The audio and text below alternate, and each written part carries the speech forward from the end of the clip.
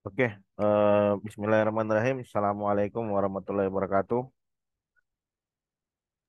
Waalaikumsalam warahmatullahi wabarakatuh. Eh, jadi ini adalah pertemuan kelima ya di malam hari ini. Jadi pertemuan kelima ini kita akan membahas tentang eh, eh, tentang fundamental security ya. Jadi kalau sebelumnya mungkin kita sudah banyak hands on ya, sudah melakukan beberapa kali hands on. Jadi di pertemuan kelima ini mungkin kita bisa selingi ya dengan pemahaman teori ya tentunya. Jadi di pertemuan kelima ya kita akan mempelajari terkait eh, fundamental dari cyber security ya. Kita akan belajar tentang konsep dasar di dalam cyber security. Apa saja sih yang perlu kita amankan gitu di dalam mengelola suatu infrastruktur ya. Di dalam mengelola suatu jaringan server maupun berbagai jenis layanan yang ada gitu. Nah, tentu saja kita perlu memahami tentang eh, security ini ya. Dengan memahami terkait keamanan, kita bisa mengetahui apa yang selanjutnya perlu kita perhatikan di dalam sistem yang kita kelola ya. Ah, jadi di sini saya akan menggunakan slide dari Kisco ya. Saya akan menggunakan slide dari Kisco khususnya pada modul 16 ya tentang eh, network security fundamental.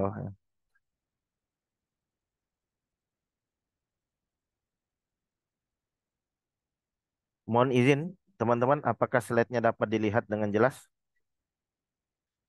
No. No. Hmm. Bisa dilihat ya teman-teman ya. Ya, sudah. Oke. Di pertemuan ke-5 ya di hari ini kita akan membahas tentang network security fundamental ya.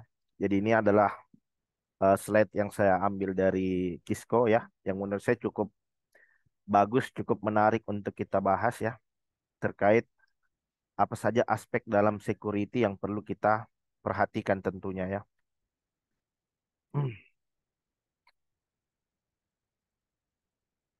Oke, jadi ini pembahasan kita security threat and vulnerability ya.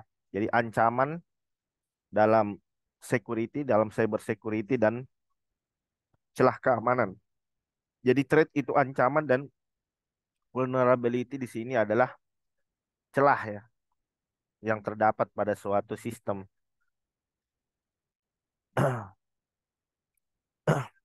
Attack on a network can be devastating and can result in a loss of time and money due the damage or theft of important information or asset ya. Jadi banyak konsekuensi yang kita dapatkan dari adanya suatu serangan ke dalam jaringan atau ke dalam sistem yang kita kelola ya. Jadi konsekuensi itu antara lain kita dapat mengalami kehilangan ya, kehilangan informasi yang penting ya, kemudian kita juga kehilangan waktu, uang dan berbagai macam hal lainnya gitu. Jadi loss of time ya, kehilangan waktu itu contohnya ini layanan kita seharusnya mungkin on ya atau berjalan selama 24 jam. Tapi ketika ada upaya serangan ke dalam jaringan, ke dalam sistem yang kita kelola, maka sistem kita menjadi terganggu ya atau down. Nah, kita kehilangan waktu di sana. Ya, kita kehilangan waktu, kita kehilangan uang gitu. Kenapa? Karena mungkin saja saat terjadinya gangguan di situ ada transaksi, di situ ada traffic ya dan lain sebagainya. Nah, jadi ketika terjadi gangguan maka tentu saja dampaknya kita kehilangan waktu di sana. Ya. Misalkan jenis serangannya itu menyebabkan suatu sistem yang kita kelola ini sampai mengalami down ya, sehingga tidak dapat diakses gitu. Nah, dan jika dibiarkan berlarut-larut, maka tentu saja ini nanti akan mengakibatkan kerugian gitu. Ah, mengakibatkan kerugian. Misalkan ada transaksi yang harus dilakukan saat itu gitu. Kemudian layanan kita sedang tidak on itu sudah tidak tidak available gitu. Jadi kita kehilangan loss of time and money tentunya ya. Kita kehilangan waktu dan juga kita kehilangan uang. Atau bahkan jenis serangan itu bisa masuk ke dalam sistem kita dan melakukan pencurian informasi, pencurian data di sana. Ini kan lagi rame ya, terjadi hal-hal seperti ini gitu kan. Apalagi di era saat ini di mana data itu punya nilai, data itu ada harganya gitu. Jadi attacker di sini selanjutnya akan menyerang sistem yang kita kelola untuk mengambil informasi tadi, untuk dijual, eh, untuk sesuatu yang menguntungkan tentunya bagi attacker. Dan tentu saja ini nanti akan berdampak kerugian bagi kita selaku pengelola sistem tentunya. Intruder can gain access to a network through software vulnerability, hardware attack, or through guess someone username password gitu ya. Ah, jadi cara-cara seorang attacker untuk bisa masuk ke dalam sistem, dia punya cara gitu. Dia punya berbagai metode cara yang selanjutnya bisa diterapkan untuk melakukan penyerangan ke dalam sistem yang kita kelola ini ya. Misalkan dalam hal ini melakukan penyerangan kepada lapisan perangkat lunak ya, lapisan software ya. Misalkan kemarin kita sudah mendemonstrasikan ya, ada celah di lapisan service dan di lapisan aplikasi. Ya, jadi di lapisan aplikasi misalkan layanan tersebut adalah sebuah website, nah dia bisa melakukan serangan ke lapisan aplikasi yang ada ya. Misalkan dalam hal ini melalui form pencarian, melalui URL, melalui form upload ya dan lain sebagainya yang tidak difilter dengan baik ya. Tentu saja ini nanti akan membuka suatu vulnerability tentunya ya, membuka adanya potensi seorang attacker untuk bisa melakukan eh, serangan ya ke dalam sistem yang kita kelola tentunya. Nah, namun jenis serangan itu dia tidak hanya terbatas pada perangkat lunak ya, software, namun jenis serangan itu juga bisa terjadi di lapisan hardware ya. Jadi misalkan ada celah pada lapisan hardware ya, misalkan kalau perangkatnya itu bisa diakses secara langsung oleh seorang attacker gitu ya. Misalkan saja WiFi yang disimpan di tempat-tempat yang tidak aman gitu, yang bisa dijangkau oleh attacker gitu. Dia bisa reset, kemudian data center misalkan yang tidak diproteksi, akses masuk ke dalam data center, ke dalam server. Nah, tentu saja seorang attacker di sini selanjutnya nanti akan memiliki kontak fisik ya. Dia memiliki akses untuk bersentuhan langsung dengan perangkat fisiknya gitu. Jadi kalau dia melakukan reset atau berbagai macam hal lainnya, tentu saja ini nanti akan berakibat fatal gitu. Jadi idealnya itu sistem harus kita lindungi dari beberapa sisi ya. Dari sisi perangkat lunak maupun dari sisi perangkat keras tentunya. Nah, ada juga jenis serangan yang melakukan tebakan gitu. Dia dia mencoba menebak ke dalam aplikasi yang kita kelola ya. Misalkan ada form login di sana, ada form yang jika tidak difilter ya tentunya seorang attacker selanjutnya di sini nanti akan bisa melakukan brute force ya ke dalam halaman login tersebut. Nah, kemarin kita sudah contohkan ya Brute force melalui layanan SSH itu bisa dilakukan. Brute force melalui halaman website ya. Jadi jika tidak dibatasi, tidak difilter, tentu saja ini nanti akan membuka celah keamanan tentunya. Intruder who gain access by modifying software or exploit software vulnerability are called threat actor gitu. Jadi threat actor ya, threat threat actor di sini adalah seorang pelaku. Bisa disebut juga sebagai script kiddies, bisa black hacker ya, yang mana mereka melakukan modifikasi atau melakukan eksploitasi terhadap suatu lapisan aplikasi sehingga mereka memiliki akses ke sistem tersebut tentunya. Tentu saja ini akan berbahaya. Tentu saja ini nanti akan mengakibatkan sebuah keamanan menjadi eh, terganggu tentunya ya. Nah, jadi ini ada beberapa jenis ancaman yang dapat terjadi ya ketika kita tidak mengelola sistem jaringan kita dengan baik ya. Jadi ancaman-ancaman yang dapat terjadi itu salah satunya adalah information thief ya. Jadi information thief di sini adalah pencurian informasi gitu. Jadi dia mencoba informasi yang tersimpan di dalam sistem ya. Misalkan database ya. Database yang berisi kartu kredit, informasi informasi privasi dan lain sebagainya. Nah, kemudian yang berikutnya adalah data loss and manipulation ya. Ya, data loss and manipulation. Data loss and manipulation di sini artinya terjadi penghapusan terhadap data ya, terjadi kehilangan data tentunya.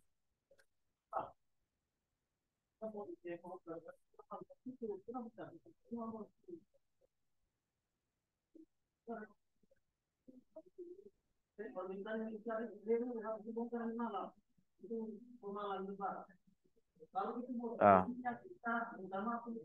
dat- data loss and manipulation ya, terjadinya kehilangan data ya. Misalkan ada upaya seorang attacker itu menghapus data yang tersimpan di dalam sistem. Nah, kemudian yang berikutnya itu adalah identity thief ya, pencurian identitas ya. Jadi ini sering terjadi. Seorang attacker di sini memalsukan datanya gitu ya. Dia memalsukan data korban gitu. Jadi ini sering terjadi ya. Data kita dipakai untuk pinjol ya, pinjaman online ya, dipakai untuk melakukan aktivitas judi online, untuk melakukan penipuan dan berbagai macam hal lainnya gitu. Tentu saja ini nanti akan berdampak parah gitu terhadap personal ya, terhadap user ya, selaku pengguna sistem yang kita kelola tentunya. Ya dampaknya kepercayaan pengguna terhadap sistem kita ini menurun atau mungkin bahkan hilangnya kepercayaan, krisis kepercayaan. Nah, kalau krisis kepercayaan ini konsekuensinya jauh lebih parah gitu. Dia tidak akan mau lagi gunakan layanan kita gitu. Dan tentu saja ini nanti dampaknya kepada sahamnya. Uh, uh, Kemudian dampaknya juga kepada pemasukan, ya, income yang kita dapatkan melalui layanan kita tentunya. Nah, kemudian jenis serangan berikutnya di sini adalah melakukan disruption of service ya, melumpuhkan service, melumpuhkan layanan ya. Jadi ada jenis serangan yang selanjutnya eh, melumpuhkan daripada layanan yang kita kelola. Nah, jadi contohnya adalah DDoS ya, denial of service ya, mengirimkan serangan DDoS ke dalam sistem, mengirimkan jumlah paket yang berlebihan sangat banyak ya, sehingga sistem kita tidak mampu memproses atau mengolah daripada paket-paket yang masuk ya.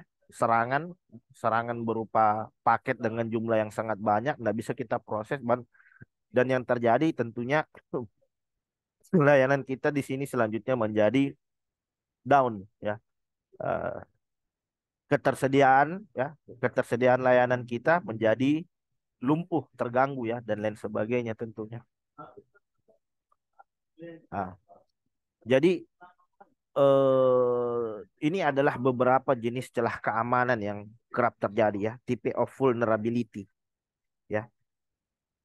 Vulnerability is the degree of weakness in a network or a device ya. Jadi celah keamanan di sini merupakan derajat dari suatu kerentanan yang ada di dalam sistem atau layanan yang kita kelola gitu. Nah, celah ini ada tiga jenis ya. Eh, Diklasifikasi menjadi tiga bagian. Ada celah yang low ya, artinya celahnya itu masih sulit untuk ditembus oleh attacker, ada, tapi mungkin masih membutuhkan effort yang cukup besar untuk bisa menembus celah keamanan tersebut. Nah, kemudian yang kedua itu adalah yang middle gitu, tengah gitu, celah keamanannya tingkat kesulitannya menengah ya. Dan ada celah keamanan yang tingkatannya itu yang tingkatannya itu tinggi ya, celah keamanannya tinggi ya. Artinya potensi untuk bisa dieksploitasi seorang attacker di sini memiliki kemungkinan yang cukup besar gitu. Probabilitas untuk bisa menembus layanan itu lemah. Nah, jadi sistem keamanan ini dibagi menjadi tiga hal tadi gitu. Celah keamanan itu low, rendah, celah keamanannya rendah, masih masih sulit untuk bisa ditembus.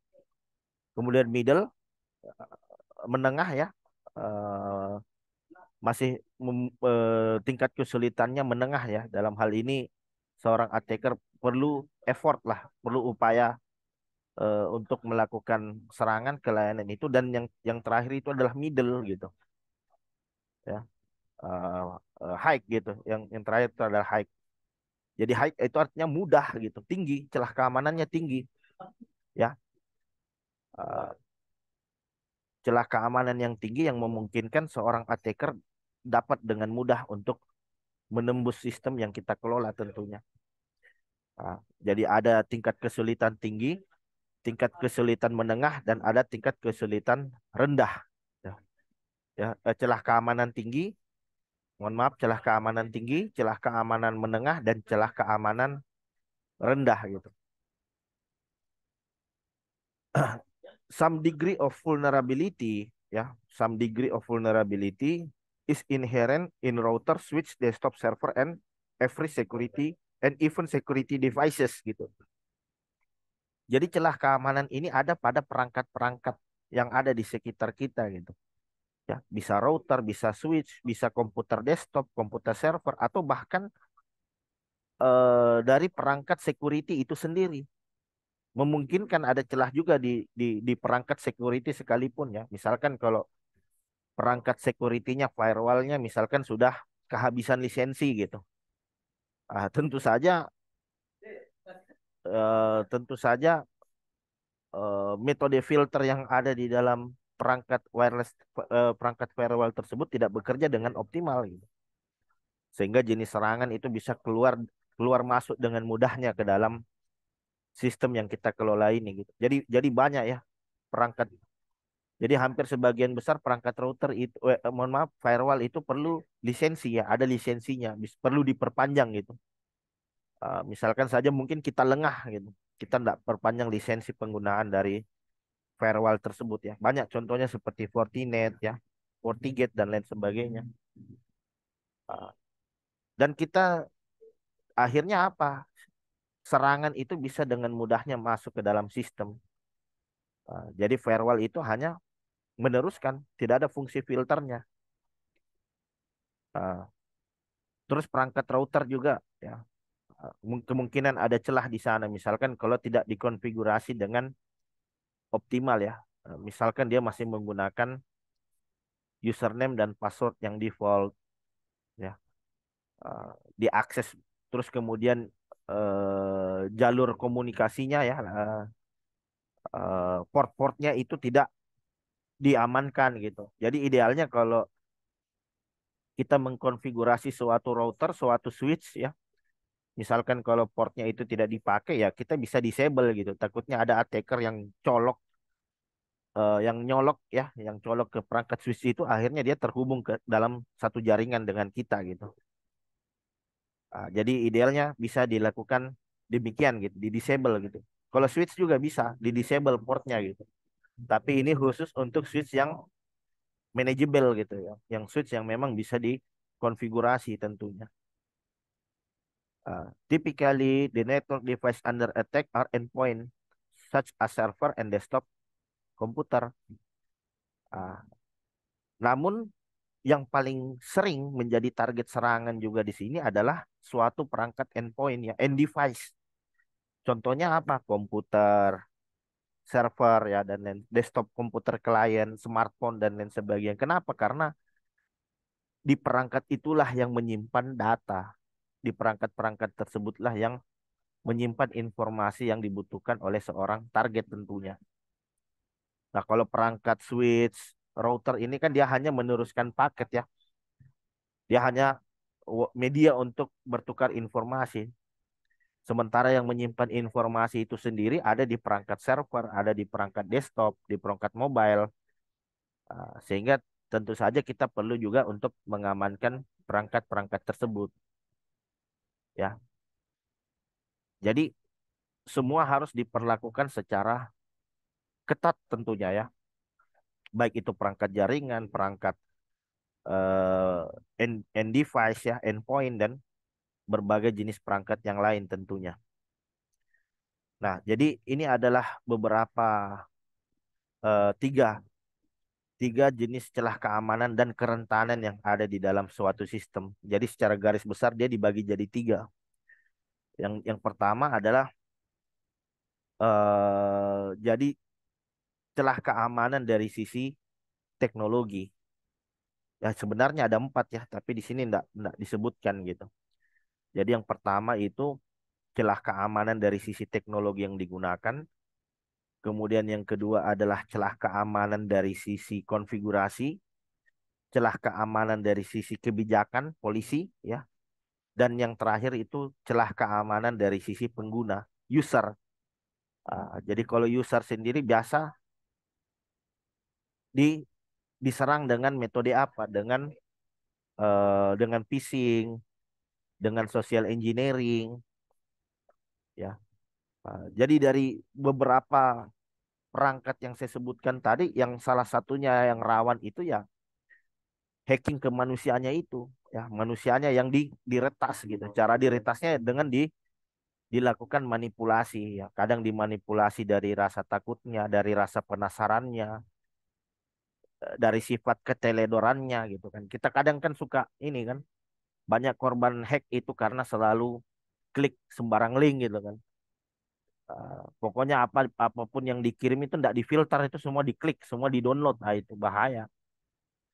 Entah itu karena penasaran, entah itu karena termanipulasi. Selamat, Anda mendapatkan satu buah mobil. Silakan download link berikut. Ya, itu kenapa? Karena sifat keserakahan yang dimiliki oleh manusia tentunya. Jadi manusia ini tempatnya celah sebenarnya. Jadi kadang seorang attacker perlu apa?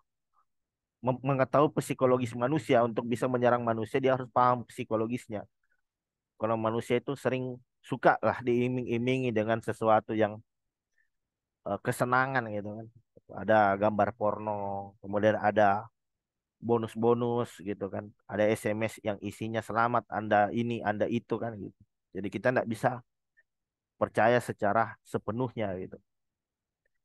Nah, kemudian ini adalah celah keamanan dari sisi teknologi ya. Ah, jadi dari sisi teknologi berarti termasuk di dalamnya perangkat jaringan, sistem operasi, ya, dan berbagai macam hal lainnya gitu ya. Termasuk juga perangkat lunak, aplikasi dan lain sebagainya. Nah, teknologi vulnerability may include TCP/IP protocol weakness gitu, operating system weakness, and network equipment weakness gitu. Jadi kalau TCP/IP itu berdasarkan protokol atau jalur komunikasinya gitu. Jadi kadang kita suka pakai protokol yang tidak secure untuk komunikasi gitu. Pakai telnet, kemudian pakai HTTP itu kan, ya. Dan digunakannya di jaringan publik internet. Nah, ini bahaya. Kalau ada seorang attacker yang mengintercept proses komunikasi yang terjadi, nah dia bisa mendapatkan itu informasi yang Anda kirim melalui protokol-protokol tersebut. Kenapa? Karena protokol tersebut itu tidak terenkripsi. Ya, jalur komunikasinya tidak terenkripsi. Jadi ya, data yang ditransmisikan melalui protokol tersebut itu telanjang, ya, tidak melalui proses enkapsulasi security, ya. Ya. Jadi kita harus tahu itu kapan kita harus pakai telnet, kapan kita harus pakai SSH, kapan harus pakai HTTP, HTTPS, ya. Namun sebagian besar sekarang sudah mulai aware gitu. Uh, Mereka sudah tidak menggunakan jalur komunikasi yang tidak terenkripsi itu. Sudah jarang pakai telnet. Pertukaran informasi melalui web itu sudah pakai SSL, ya, TLS. Jadi kita mengimplementasi daripada HTTPS gitu, ya. Nah, kemudian yang berikutnya itu adalah celah keamanan dari sisi konfigurasi, ya. Celah keamanan dari sisi konfigurasi, misalkan insecure user account, ya. Jadi kita buat akun itu yang mudah ditebak passwordnya. Kemudian ada akun-akun yang sudah tidak aktif itu tidak kita disable gitu. Ini juga bahaya gitu, ya. Misalkan kalau di dalam perusahaan itu sudah ada karyawan yang resign gitu kan. Akunnya sudah tidak diaktifkan, ya sudah. Akunnya sudah tidak digunakan, tapi masih aktif. Nah, ini menjadi ancaman. Kenapa? Seorang attacker nanti bisa masuk lewat akun-akun tersebut gitu, ya. Jadi idealnya akunnya di disable. Nah, tapi jangan dihapus. Takutnya kalau dihapus data yang ada yang dimiliki oleh user tadi juga akan ikut terhapus gitu. Jadi idealnya ya dinonaktifkan saja, di disable gitu. Supaya karyawan itu sudah nggak bisa lagi login melalui akunnya gitu. Jadi kadang peretas itu bisa masuk lewat akun-akun user yang ada di sistem. Nah, kalau dia sudah masuk sebagai user, nanti dia akan cari cara gimana agar si attacker ini dia bisa naik derajat, bisa naik pangkat dari user biasa jadi administrator, jadi root gitu, ya, dengan cara mengeksploitasi layanan yang ada di dalam sistem tersebut tentunya. Ah, Kemudian ada kesalahan konfigurasi dari layanan internet gitu ya. Jadi kita apa eh, mengkonfigurasi layanan internet itu dengan tidak secure, ya. Kemudian ada sistem yang saya katakan tadi dibiarkan konfigurasinya secara default gitu. Pasang pasang perangkat router tapi user defaultnya masih aktif gitu. Oh, saya sudah bikin user. Iya, tapi kan yang user defaultnya itu nggak dihapus gitu. Jadi dia tetap bisa masuk lewat sana, ya idealnya di disable gitu. Di disable user defaultnya, jadi kita bikin user baru lagi dengan password yang kuat tentunya, dengan password yang secure dan hanya pihak administrator yang mengetahui hal tersebut, ya. Kemudian ada misconfigure network equipment, ya. Ada konfigurasi dari kartu jaringan yang tidak optimal gitu. Nah, dan celah keamanan juga itu bisa bersumber dari kebijakannya, policy vulnerability, ya. Policy vulnerability may include lack of written security policy, politics, lack of authentication continuity, logical access control not applied, software and hardware installation and change not following policy, and a non-existent disaster recovery plan gitu. Nah, ini juga kerap terjadi gitu. Kita tidak mendefinisikan terkait kebijakan itu dengan ketat, ya. Kita tidak mendefinisikan kebijakan itu dengan secure, ya. Ah, Jadi aturan tertulis juga itu penting gitu. SOP itu penting. SOP, kemudian aturan regulasi ya dan lain sebagainya. Nah, misalkan di sini aturan terkait penggunaan password yang secure gitu ya. Seperti apa? Nah, ini kan banyak terjadi bikin password admin 123 kan. Kemudian menggunakan password tanggal lahir gitu. Jadi dulu saya pernah kerja dapat itu. Login username password ke salah satu aplikasi pakai nick. Jadi saya dapat nicknya, sudah saya tinggal masukin username nick, password nick, udah langsung masuk ke dalam aplikasi. Ah, atau pakai tanggal lahir gitu kan. Tanggal, bulan, tahun, nah itu paling sering juga terjadi. Ya. Nah, jadi eh, jadi terkait regulasi ini menjadi penting gitu. Dan kadang kita juga lalai gitu. Sebagai seorang IT support itu idealnya di dalam suatu perusahaan atau suatu organisasi itu setiap perangkat atau sistem operasi yang kita install itu harus menggunakan GUIS user. Nah, ini banyak terjadi. Komputer-komputer itu menggunakan akses sebagai administrator. Nah, ini bahaya.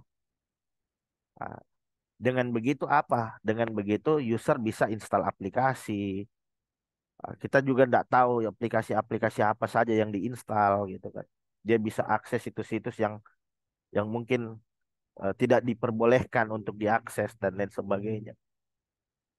Nah, jadi idealnya di dalam di dalam komputer, di dalam sistem operasi yang digunakan itu kita harus membuat satu user sebagai sebagai guest user itu sebagai tamu, sebagai pengguna biasa sehingga aktivitasnya itu dibatasi gitu. Dia hanya bisa menggunakan aplikasi yang sudah tersedia. Dia tidak bisa mengakses situs-situs yang terlarang, yang dilarang oleh perusahaan. Eh, karena ketika pengguna diberi hak akses sebagai administrator, di sanalah sumber kekacauannya gitu. Ya, dia nginstal aplikasi sembarang, install malware, install virus. Dan ketika perangkat tersebut itu terhubung dalam jaringan, sudah nyebar dia. Sehingga menimbulkan potensi tentunya. Nah, menimbulkan potensi sistem yang kita kelola ini bisa diambil alih oleh malware atau oleh seorang attacker tentunya. Jadi idealnya kita bisa dengan menerapkan tadi ya kita siapkan software-software yang memang diperlukan di kantor dan kita batasi bahwa pengguna hanya sebagai user gitu. Dia bukan sebagai administrator. Dia tidak bisa nginstal ini, nginstal itu. Dia hanya tahu gunakan ini, udah.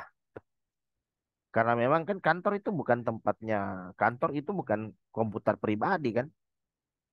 Kantor itu bukan rumah gitu. Memang tempat kerja ya. Artinya Anda harus menggunakan apa aplikasi yang sudah disediakan gitu. Untuk keperluan pekerjaan tentunya.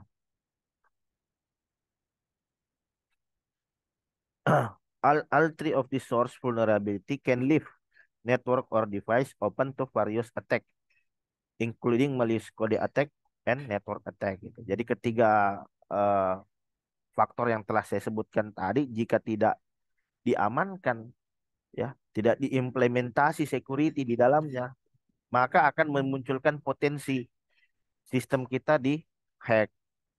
Ada upaya memasukkan sebuah malware, script-script yang berbahaya dan lain sebagainya.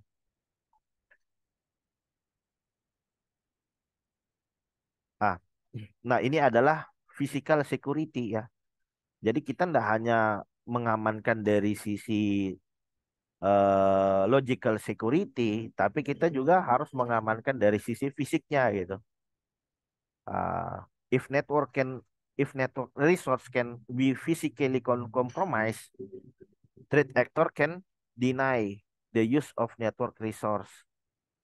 The four class of physically threat are follow. Jadi kalau kita menempatkan suatu perangkat secara terbuka tanpa proteksi, tanpa perlindungan, maka seorang threat actor ya atau attacker di sini bisa melakukan akses langsung kepada perangkat fisiknya gitu. Ya, secara logikal kita udah mantap ya, sistem operasi sudah secure, aplikasi sudah secure, kemudian tapi perangkat fisiknya tidak secure ya. Ruangan untuk keluar masuk ke dalam server tidak dikunci. Kemudian jalur pengkabelannya juga tidak tidak ditata dengan rapi. Ini kan memicu kan itu. Ini kan memancing gitu orang-orang untuk melakukan sesuatu yang berbahaya tentunya. Jadi kalau dia punya akses langsung ke perangkat jaringan, ke perangkat server, nah itu termasuk bahaya. Dia bisa colok USB gitu. Yang mana USB itu mungkin berisi suatu script untuk mencuri data, mencuri informasi yang ada di dalam server tersebut gitu. Atau dia bisa mungkin melakukan reset gitu. Nah, kalau reset wassalam gitu. Konfigurasi yang ada di server hilang semua. Atau mungkin dia bisa mencabut ya. Dia bisa buka casing perangkatnya, terus dicabut isi harddisknya, dicuri sama dia. Nah, itu kan banyak terjadi gitu. Jadi idealnya ya dari sisi logical security-nya baik, dan dari fisikal juga menerapkan suatu sistem keamanan yang baik juga tentunya. Ya. Ah, jadi ini tadi adalah contoh dari ancaman hardware ya, hardware threat ya, atau ancaman ke dalam kepada suatu perangkat hardware ya.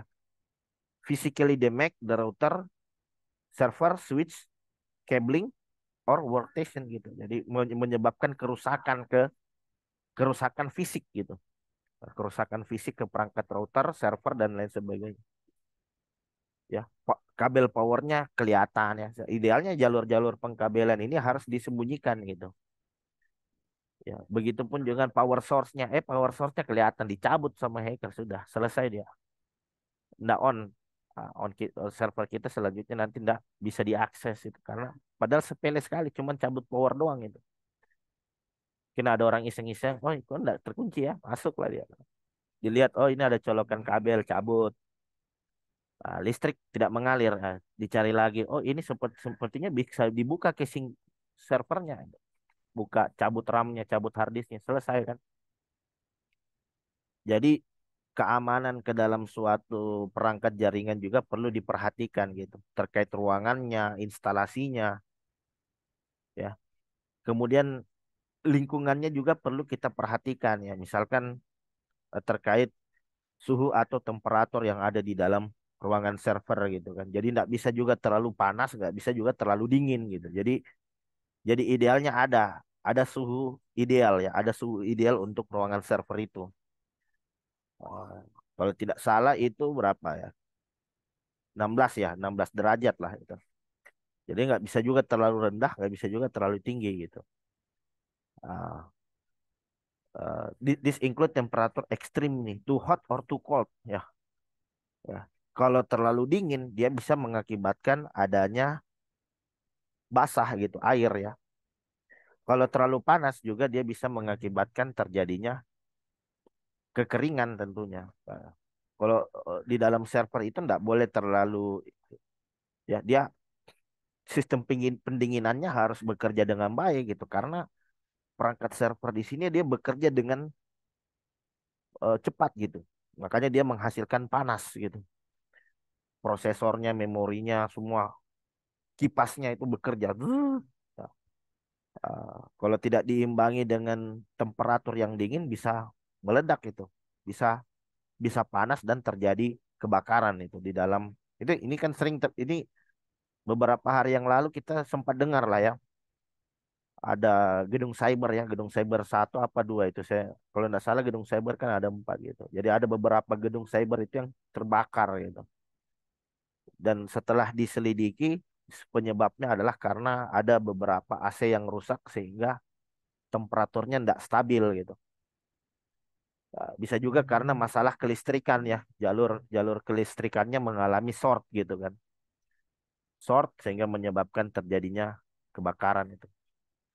Uh, jadi gara-gara kejadian itu website saya itu sampai nggak online selama kurang lebih 1 bulan itu. Jadi kebetulan saya hosting di salah satu perusahaan yang mana data-datanya di hosting ke sana gitu, ke gedung cyber itu. Jadi harus lakukan recovery selama kurang lebih sekitar 1 bulan itu. Baru data-data kita bisa, website kita bisa kembali online lagi. Jadi perlu pengamanan tentunya ya, perlu pengamanan yang ketat untuk eh, terkait physical security ini, keamanan secara fisik ya. Kemudian ini juga ya terkait elektrikal tadi, nah saya sampaikan jalur kelistrikan ya, electrical treat ya. Eh, Supply voltage-nya ya, supply arus,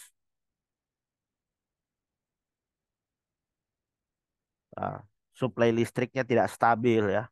Eh, ini memungkinkan terjadinya apa? Terjadinya eh, kerusakan kepada perangkat elektronik ya. Kalau jalur kelistrikan kita ini sering mengalami jeglek ya, apa istilahnya itu jeglek? Kalau orang bilang orang Jogja bilang itu jeglek itu padam mati gitu. Kadang nyala, kadang mati, kadang nyala. Itu bahaya gitu. Bisa mengakibatkan kerusakan kepada rangkaian kelistrikan ya, rangkaian komponen ya, komponen elektronika yang ada di dalam perangkat hardware ya. Kemudian menyebabkan eh, dan yang paling berpotensi tentu saja kebakaran, itu bahaya. Kalau terjadi, kalau shortnya itu ke komponen ya paling ke komponen itu. Tapi kalau shortnya itu mungkin di pengkabelan ya, jalur pengkabelannya itu bisa mengakibatkan terjadinya kebakaran tentunya ya. Kemudian yang terakhir itu adalah maintenance treat ya. This include for handling of key electrical component, lack of critical spare part, poor cabling, poor labeling gitu. Jadi perawatan yang jelek ya, maintenance yang jelek.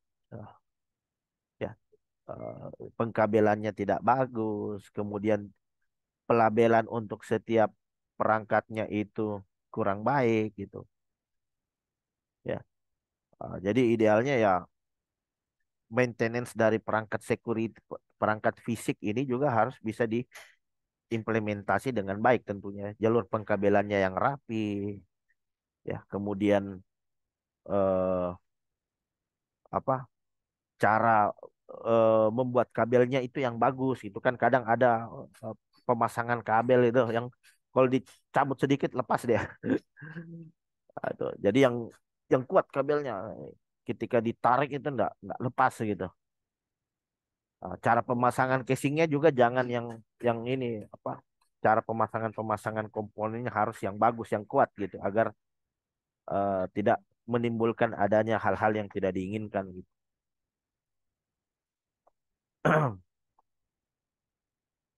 Kemudian ini adalah network attack ya, jenis serangan yang dapat terjadi di dalam suatu jaringan. Uh, Type of malware ya. Jadi yang sering ya, salah satu yang sering menjadi faktor serangan ke dalam sistem salah satunya adalah adanya malware gitu.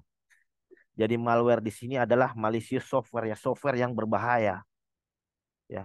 Eh, jadi malware ini adalah sebuah kode ya, sebuah code ya, sebuah script yang memang didesain untuk melakukan pengerusakan, untuk melakukan pencurian data, untuk melakukan eh, untuk melakukan pencurian data, penghapusan data dan berbagai macam hal lainnya gitu. Ah, jadi dia memang skripnya memang ditulis untuk melakukan hal-hal tadi itu. Sehingga ketika skrip ini tereksekusi di dalam sistem kita, maka kita perlu hati-hati tentunya. Ya. Eh, dan jalur jalur masuk daripada adanya malware ini itu bisa bersumber dari mana saja ya, dari jaringan ya. Jadi apalagi virus itu kan dia bisa menggandakan diri ya. Jadi misalkan kalau perangkat-perangkat ini terhubung dalam jaringan, misalkan saja jaringan LAN, nah sudah dia nanti akan spread ya, dia akan eh, spreading gitu istilahnya, dia akan menyebar melalui jaringan itu berpindah melalui satu perangkat ke perangkat yang lain gitu. Atau bisa saja dia mungkin menggandakan dirinya gitu.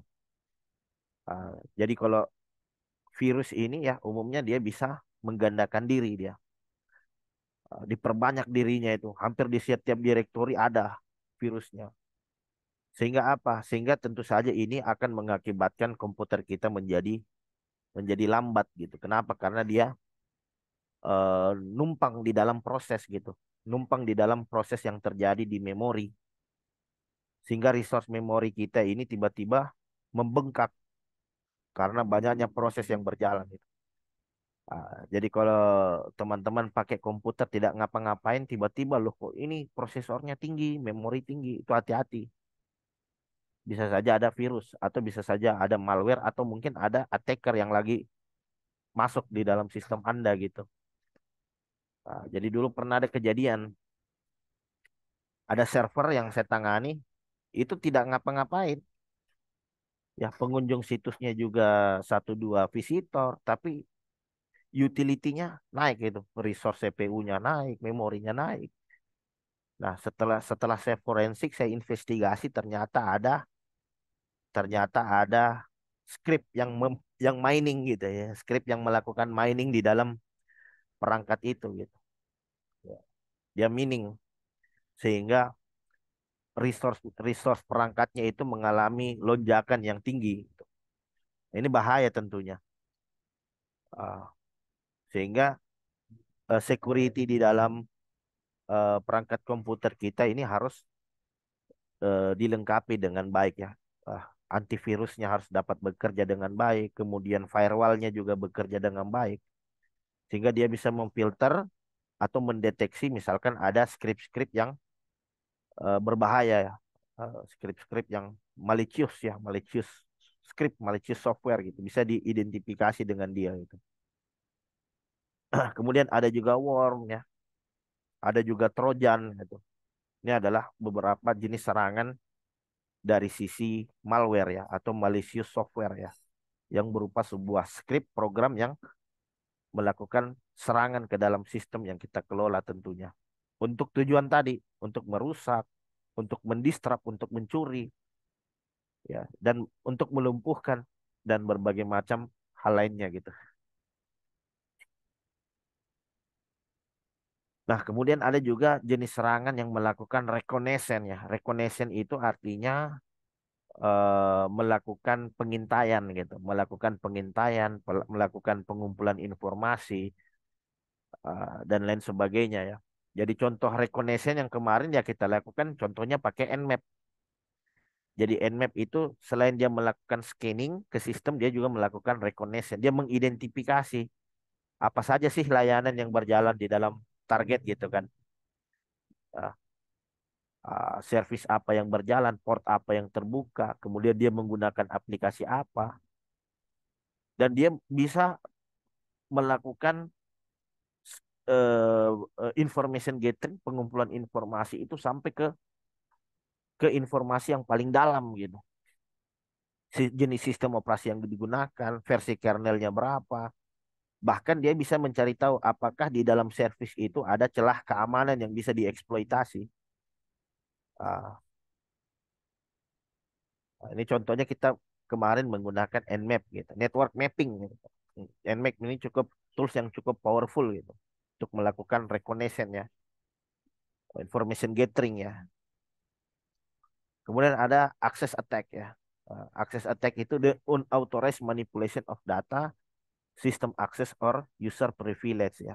Jadi seorang attacker di sini mencoba untuk melakukan manipulasi data secara tidak terotorisasi gitu. Itu masuk ke dalam access attack ya. Misalkan kalau di dalam contohnya kemarin ya, ada form yang tidak terfilter gitu. Nah, kita mencoba melakukan access attack sampai ke isi dalamannya gitu, ke dalam lapisan sistem operasinya dengan melakukan command injection, dengan melakukan command execution. Nah, itu. Ah, Jadi dari lapisan aplikasi kemarin kita bisa masuk sampai ke lapisan sistem operasinya. Nah, kalau sudah bisa masuk ke dalam sistem operasinya, nah kita bisa melakukan hal yang jauh lebih parah lagi. Misalkan kemarin contohnya kita lakukan devising, kita bisa juga dengan melakukan serangan privilege eskalasi ya. Privilege eskalasi itu saya masuknya sebagai sistem, masuknya sebagai user, kemudian saya eksploitasi sistem, kemudian dengan begitu saya bisa naik pangkat sebagai seorang root, sebagai seorang administrator gitu. Dengan melakukan jenis serangan seperti buffer overflow ya dan lain sebagainya gitu. Nah, kemudian jenis serangan itu juga bisa denial of service ya, melakukan disable of network ya, sistem or service ya. Jadi layanannya dilumpuhkan, servisnya dilumpuhkan, aplikasinya dilumpuhkan gitu. Dengan mengirimkan suatu serangan denial gitu. Ngirim paket dengan jumlah yang sangat banyak gitu. Dan perlu juga sekalian teman-teman ketahui yang namanya server itu juga komputer gitu. Server juga itu komputer, sama dengan komputer. Kalau komputer ya artinya dia punya resource, dia punya sumber daya dan sumber dayanya juga terbatas. RAM-nya 16 giga, dia pakai SSD 120 giga, dia pakai CPU berapa core ya. Ya, itu juga terbatas gitu. Kalau memproses data di luar kapasitasnya, ya bisa dipastikan nggak nggak akan sanggup dia. Ya sama halnya manusia. Manusia kalau dipaksa untuk bekerja di luar kapasitasnya ya drop jadi ya. Sama halnya dengan mesin. Mesin kalau dikirimkan suatu request yang sangat banyak, yang di luar dari kapasitas kemampuan si hardware itu sendiri, bisa down ya. Jadi ciri-cirinya perangkatnya panas, bekerja semua itu prosesornya bekerja, memorinya bekerja. Kenapa? Karena memproses data yang sangat banyak jumlahnya gitu. Eh, di luar kapasitasnya sih perangkat itu sendiri. Ya, kemungkinannya ada dua. Kalau bukan dia down, ya sudah kebakaran, terbakar dia. Nah, ya sama halnya di overclock lah ya teman-teman tahu lah overclock itu memaksa suatu pekerja apa suatu perangkat bekerja di luar kapasitasnya gitu. RAM kita 8 GB tapi dicuning memproses data yang jumlahnya jauh lebih banyak wah itu. Itu biasa kadang inilah gamers itu. Gamers suka overclock itu. Karena penasaran dengan apa game kok game ini ndak running di komputer saya ya ternyata requirementnya ndak memenuhi. RAM-nya hanya 8 giga kemudian syaratnya game itu berjalan harus 12 giga di overclock lah dia di tuning lah itu di apa istilahnya kalau motor itu do oversize gitu di tuning biar performanya bisa sampai ke tahap itu bisa sih bisa tapi ingat yang namanya hardware itu punya keterbatasan gitu. Kalau dipaksa ya bisa drop atau mungkin bahkan meledak mungkin itu perangkat itu gitu. Nah ini ada salah satu perintah untuk melakukan reconnaissance ya. Ya paling sederhananya kita pakai NSLOOKUP gitu. NSLOOKUP www Google lah. Nanti akan ditampilkan itu name servernya apa saja kan. Atau kita bisa dengan melihat WIS itu. Siapa sih pemilik domain ini kan nanti akan ditampilkan WIS-nya itu. Siapa ya, user registernya dan lain sebagainya. Nah, ini adalah beberapa jenis serangan melalui metode access attack ya. Jenis serangan yang melakukan pengambil alihan kepada akses gitu. Ah, jadi ini bisa saja terjadi ke dalam suatu service. Ya. Bisa di service atau mungkin bahkan di level aplikasi. Jadi dia bisa mencuri, masuk sampai ke dalam database-nya sehingga mencuri data-data yang sensitif ya, informasi-informasi yang ada di dalam database. Ah, jadi ini adalah contoh jenis serangan yang misalkan kita menggunakan password attack ya. Kemarin kita sudah uji coba ya penggunaan brute force ya. Kemudian ada juga Trojan Horse ya, paket sniffer. Terus kemudian ada jenis serangan eksploitasi ya, trust exploitation ya. Jadi trust exploitation di sini adalah seorang attacker yang melakukan eh, eksploitasi ke dalam sistem sehingga dia bisa mendapatkan akses sebagai root ya. Kemudian ada juga jenis serangan port redirection gitu. Ada jenis serangan yang memaksa seorang user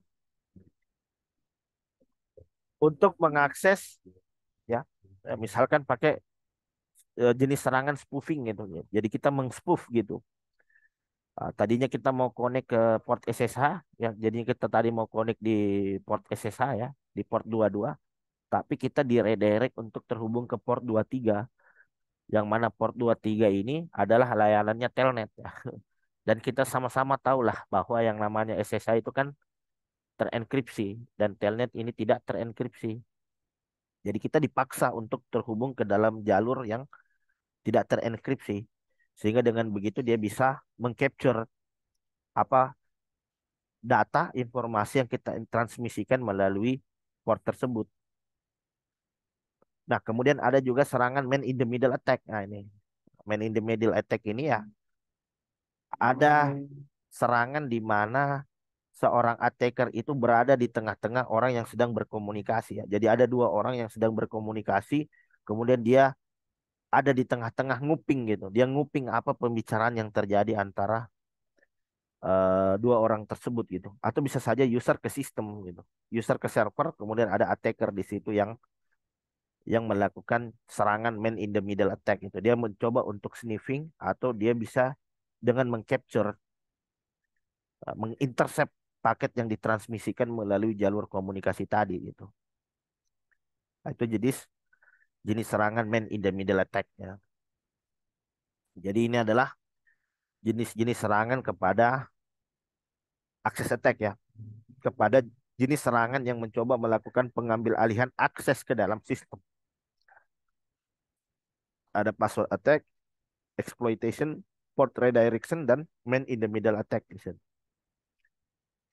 Nah, kemudian ini ada DOS ya, denial of service ya. Jadi nanti kita akan belajar itu terkait bagaimana melakukan serangan DDoS ya, denial of service gitu kan. Jadi DOS sebenarnya itu DOS ya atau denial of service sebenarnya itu didesain. Kenapa sih ada jenis serangan DOS gitu kan? DOS DDoS ini karena pada awalnya DOS ini memang didesain untuk melakukan stress testing. Kita punya server, kita menguji performanya sampai sejauh mana. Kita bisa pakai stress testing gitu. Salah satunya adalah DOS tadi itu, denial of service. Dengan sistem kerja mengirimkan paket dengan jumlah yang banyak, dengan jumlah yang sangat besar gitu. Tujuannya buat itu, buat nguji server kita daya tahannya sampai sejauh mana gitu. Tujuannya kan sebenarnya itu. Perangkat saya kira-kira mampu enggak dengan traffic sebanyak 10.000 gitu kan. Perangkat saya mampu enggak dengan traffic sejumlah 55.000 gitu kan. Jadi ada standarnya memang ditetapkan gitu. Oh, server saya ini enggak mampu. Kalau di atas 5.000 enggak mampu. Dia mentoknya hanya di 5.000 visitor sudah. Ketika nambah 6.000 enggak mampu, down dia. Itu kan tujuannya itu. Tapi jenis serangan DDoS ini selanjutnya digunakan untuk hal-hal yang tidak baik. Untuk mendidos servernya orang, itu untuk melumpuhkan layanannya orang. Ya, kalau saya mempelajari metode hacking ini bagus untuk kebutuhan improvisasi terhadap sistem yang kita kelola gitu. Tapi ya seperti yang saya sampaikan lagi bahwa yang namanya ilmu itu seperti pisau bermata dua gitu. Anda menggunakan hal yang baik silakan gitu. Tapi kalau ketika Anda gunakan ilmunya itu untuk hal yang buruk ya ini artinya konsekuensi yang nanti akan Anda dapatkan tentunya ya. Ada konsekuensi di sana. Nah, jadi ada dua. Ada DOS dan ada DDoS. Nah, kalau DOS itu denial of service. Satu perangkat doang yang ngirim paket gitu, DOS. Dia ngirimkan denial of service. Dia ngirimkan paket. Tapi kalau DDoS, Dia sudah melibatkan orang banyak di sana. Jadi kalau DOS kita cuma ngirim dari satu perangkat doang, itu ngirim paket dengan jumlah yang banyak melalui satu perangkat doang. Tapi kalau di DOS dia udah libatkan banyak perangkat gitu. Misalkan kita sewa server dari luar negeri ya, ada yang dari Singapura, ada yang dari Amerika, dari Inggris, dari Italia, dari Cina, dari Vietnam untuk melakukan DDoS kepada websitenya Israel. Untuk melumpuhkan layanannya Israel misalkan ya, untuk menyerang ke servernya mereka di sana, ngirimkan paket yang sangat banyak gitu supaya layanan mereka terganggu, lumpuh gitu kan. Nah, itu. Jadi DDoS ini udah melibatkan banyak perangkat dia ya. Jadi bisa juga ada perangkat-perangkat yang diinfeksi. Ada website-website atau server yang terinfeksi yang digunakan untuk melakukan serangan DDoS itu. Ya, server yang terinfeksi ini kita sebut dengan zombie. Ya, jadi dia jadi zombie gitu. Jadi zombie untuk melakukan serangan gitu. Jadi diinjek untuk bisa nyerang ke target yang kita tuju. Nah, ini banyak terjadi ya. Perangkat-perangkat IoT device ya diinjeksi gitu kan untuk jadi DDoS gitu kan.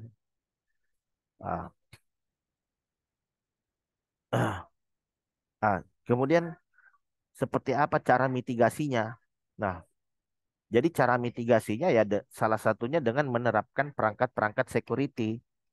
Ya. Jadi untuk mengamankan suatu sistem kita bisa dua cara. Kita amankan dari sisi perangkat lunak dan kita amankan juga dari sisi perangkat keras gitu kan. Ah, jadi kalau dari sisi perangkat kerasnya yang kita amankan itu apa? Ya perangkat jaringannya, perangkat endpointnya. Ya misalkan tadi router, switch, server, host. Ya kita kita terapkan security di sana dengan install antivirus, dengan menerapkan firewall, ya, dengan menerapkan apa namanya VPN, ya, dan lain sebagainya. Sehingga dengan begitu kita bisa meminimalisir dampak serangan gitu dengan menerapkan daripada hal-hal tadi. Uh, Nah, ini adalah beberapa jenis perangkat yang bisa kita gunakan gitu. Ada VPN ya, Virtual Private Network gitu. Biar yang bisa terhubung ke dalam jaringan kita ini hanya orang-orang tertentu saja yang punya akses ke jaringan VPN ya. Jadi VPN itu Virtual Private Network. Kita bikin jaringan virtual ya. Jadi dari jaringan publik internet kita bikin jaringan sendiri gitu, yang privat, yang private gitu, yang privasi gitu, yang artinya yang bisa masuk ke dalam jaringan VPN ini orang-orang yang memiliki akses tentunya. Kemudian kita juga bisa menerapkan firewall ya. Jadi firewall itu incoming paket dan incoming paket dan outcome paket itu bisa kita filter gitu. Paket yang akan masuk ke dalam jaringan dan paket yang akan keluar dari jaringan nanti di filter dulu sama firewall gitu. Kalau itu adalah sebuah paket yang teridentifikasi sebagai sebuah malware atau serangan, maka nanti dia akan di drop gitu, akan di reject ya. Ada firewall ya, kemudian ada IPS ya. Jadi IPS itu intrusion prevention system ya. Jadi eh, dia juga mirip kerjanya seperti firewall ya. Tapi dia ada alertnya ya. Ada IDS, ada IPS. Ya, kalau IDS itu intrusion detection system, IPS itu intrusion prevention system ya. Kalau IDS itu dia deteksi adanya intrusi ya. Jadi sistem itu nanti deteksi itu. Terus dia nanti akan mengirimkan alert bahwa ada serangan itu. Dia ngirim notifikasi ke kita, kirimkan peringatan ada serangan itu. Kalau IPS itu dia bisa dengan langsung mencegah gitu. Dia ambil tindakan. Oh ini serangan ini. Oh, ini bukan serangan lewat ini. Jadi mirip-mirip lah dengan firewall ya. Mirip-mirip. Kemudian ada ESA, ada AAA ya. AAA itu Authentication, Authorization dan eh, Authentication, Authorization dan apa lagi satunya? Sebentar. Saya lupa. AAA, au- authentication, authorization, a- authentication, authorization dan accounting ya tuh. Ah, jadi ada proses otorisasi gitu. Jadi proses otorisasi itu ya nggak boleh sembarang. Nggak boleh sembarang, harus punya akun gitu, harus punya kredensial gitu, kredensial yang cocok tentunya untuk bisa dinyatakan sebagai sebuah user yang valid. Ada harus memasukkan username dan password yang valid gitu. Kemudian setelah melalui proses autentikasi dilihat lagi eh, otorisasinya. Eh, Anda hanya bisa view, Anda nggak bisa nge-create. Nah, gitu. Anda hanya bisa melihat, nggak bisa edit data atau merubah data. Oke, itu eh, autorisasi. Kalau autentikasi tadi proses verifikasi, masukkan username password. Nah, kalau benar berarti kita dianggap sebagai user yang terotorisasi gitu. Memang authorized gitu, memang terpercaya. Kemudian masuk lagi tahap berikutnya, ditentukan eh, autorisasinya apa? Oh, autorisasi Anda sebagai visitor ya, viewer gitu. Hanya ngelihat doang, nggak bisa nge-create data ya. Oke. Terus kemudian ada lagi accounting. Accounting itu ketika user masuk, aktivitasnya itu tercatat. Dia ngakses apa saja, dia buka apa saja. Nah, yang nanti ketiga hal tadi jadi bahan untuk proses audit gitu. Misalkan, oh ada user yang ngeklik ini gitu, ngeklik malware gitu. Bisa dilihat ya. Kalau di sistem itu kita bisa cek lognya gitu. Ada event viewernya, ada lognya. Kelihatan itu siapa yang hapus data. Gitu karena ada proses accounting gitu. Jadi aktivitas yang terjadi di sistem itu semua tercatat.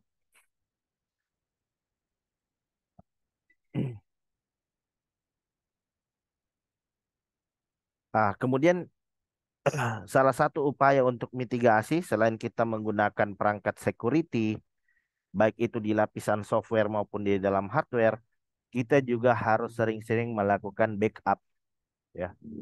Artinya data-data ini kan bergerak gitu ya. Data-data ini ada yang ada yang masuk ya, ada yang eh, data-data itu terus bertambah gitu kan. Ah, jadi kita tidak inginkan data-data yang sudah terkumpul, yang sudah tersimpan di sistem kita ini sampai hilang gitu disebabkan oleh adanya akses yang tidak ilegal ya, akses yang ilegal. Ya. Si attacker dia menghapus data misalkan. Kalau sampai menghapus data ini rawan. Kalau sistem kita tidak punya backup, sudah kita kehilangan data gitu. Kita kehilangan data. Dan tentu saja kehilangan data ini menyebabkan kerugian yang sangat besar tentunya. Nah, jadi kita bisa dengan melakukan backup ya. Jadi backup itu ada backup reguler ya, backup yang dilakukan harian, bulanan atau bahkan tahunan ya. Ada full backup, ada daily backup gitu. Jadi kalau full backup artinya seluruh aplikasi, data maupun database-nya itu di backup. Nah, ada juga yang eh, apa half backup gitu. Artinya dia membackup data-data hanya data-data saja gitu, tidak termasuk ke dalam website dan lain sebagainya. Dan backupnya itu bisa dilakukan secara harian, bulanan atau bahkan tahunan. Ah, kita harus tahu itu kapan kita bisa menerapkan daripada ketiga hal tadi gitu. Nah, ada juga selain backup terhadap source code, backup terhadap data, ya, dan lain sebagainya. Ada juga backup ke lapisan sistem operasi, ya. Misalkan kita lakukan snapshot, ya. Nah, kita lakukan snapshot. OS-nya itu yang kita snapshot gitu. Biar suatu saat kalau ada apa-apa kita bisa restore lagi, ya. Kita bisa restore lagi berdasarkan snapshot yang sudah kita simpan sebelumnya. Jadi backup itu kita idealnya ya dua. Backup itu idealnya dua. ada backup eh, full backup dan ada snapshot backup ya.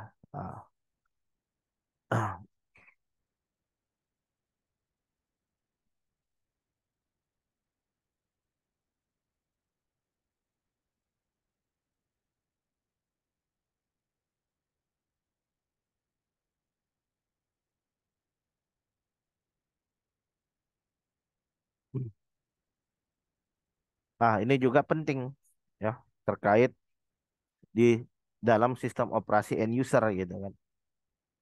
Jadi di sistem operasi end user ini, end device, endpoint, tentu kita perlu menerapkan antivirus. Terus kemudian tentu saja kita harus menerapkan firewall dan kita harus rutin melakukan update, upgrade dan patching ya. Ah, jadi kita update terus itu. Kenapa harus update? Karena yang namanya serangan itu terus berkembang gitu. Selalu ada serangan-serangan terbaru gitu. Dan takutnya sistem yang kita gunakan sekarang itu sudah bisa dimasuki oleh jenis serangan tadi.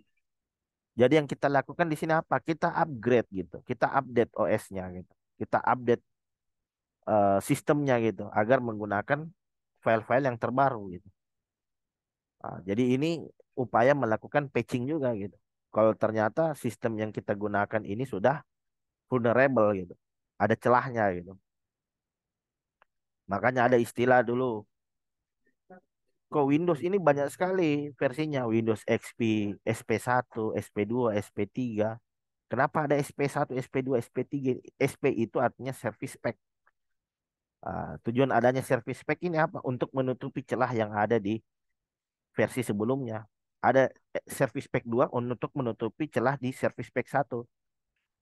Ada service pack 3 tujuannya untuk menutupi celah di service pack 2 gitu. Itu update. Kalau upgrade dari sistem operasi Windows yang kita gunakan saat ini, misalkan saya pakai Windows 7, saya upgrade, berarti saya menggunakan versi yang lebih terbaru, misalkan Windows 10 gitu kan, Windows 11 gitu.